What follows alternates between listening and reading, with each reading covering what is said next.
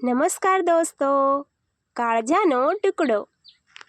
ભાવનગરના એક નાના ગામમાં રામજીભાઈ પોતાના દીકરા આકાશ સાથે રહેતા હતા.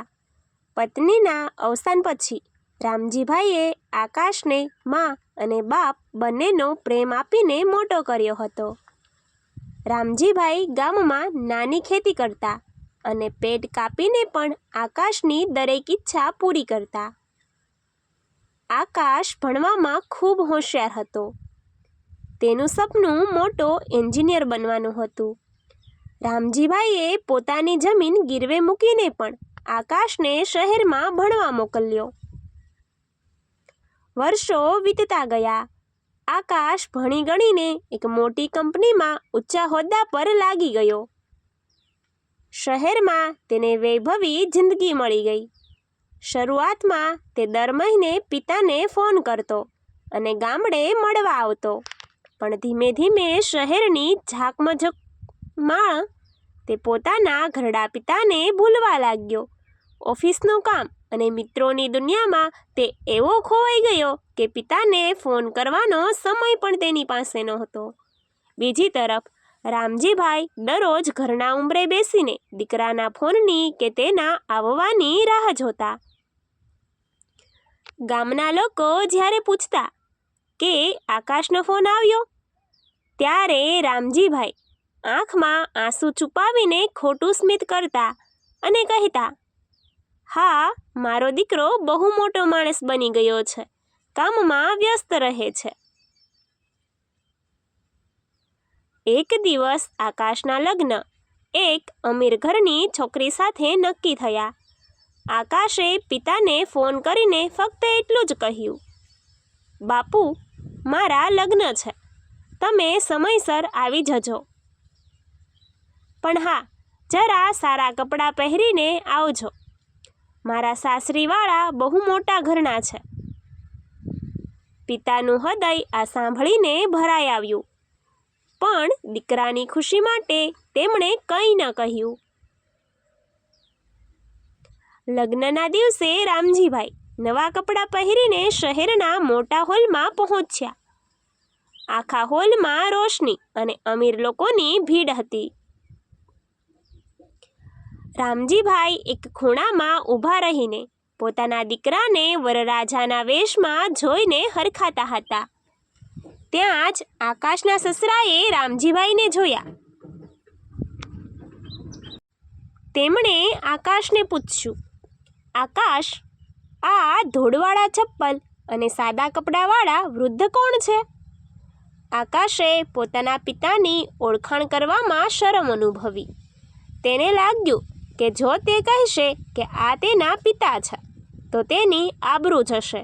તેણે જૂઠું બોલતા કહ્યું, એ તો અમારા ગામના એક મજૂર છે. મારી સાથે બહુ લગાવ હતો, એટલે લગ્ન જોવા આવ્યા છે. આ શબ્દો રામજીભાઈના કાનમાં પડ્યા. પિતાના કાળજાના ટુકડા સમાન દીકરાએ જ આજે તેમને નકારી દીધા હતા. રામજીભાઈના પગ નીચેથી જમીન સરકી ગઈ. તેમની આંખોમાંથી ચોધાર આંસુ વહેવા લાગ્યા. તેઓ કોઈને કંઈ પણ કહ્યા વગર લગ્ન મંડપ છોડીને મૂંગા મોઢે ગામડે પાછા આવી ગયા. આ વાતને 5 વર્ષ વીતી ગયા. આકાશ પોતાની દુનિયામાં મસ્ત હતો. એક દિવસ આકાશના ઘરે કુરિયર દ્વારા એક જૂની ડાયરી અને એક કાનૂની દસ્તાવેજ મળ્યા. આ દસ્તાવેજ ગામના સરપંચે મોકલ્યા હતા.